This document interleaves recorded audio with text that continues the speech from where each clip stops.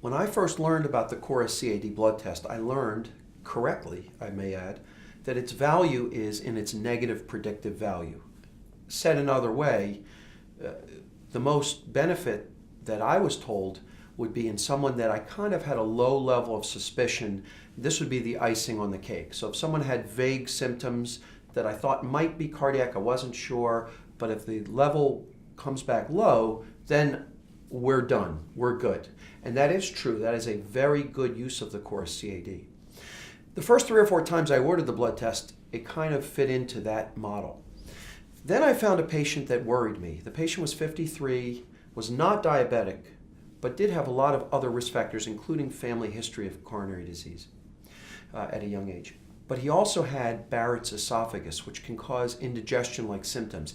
And frankly, his symptoms were somewhat confusing to me. As a veteran cardiologist who does this every day, I wasn't sure whether his symptoms were cardiac or from his esophageal problems.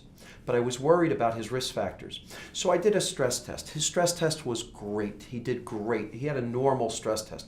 Normally, I would be reassured, but I had this nagging concern because when I saw him back a few weeks later, he was still having chest discomfort, and I kept thinking about his family history. I ordered a Corus CAD blood test, and I'm going to be honest. I was hoping that it would be low. It came back quite high, and that was alarming to me and to him because I discussed this with him. At that point, he and I decided to proceed with a heart catheterization. The Corus CAD blood test was the tiebreaker. It was the thing that pushed us to let's go ahead and do that invasive test called the heart catheterization. That heart catheterization showed a 90% blockage in the early portion of his LAD artery, which sometimes is referred to as the widowmaker artery.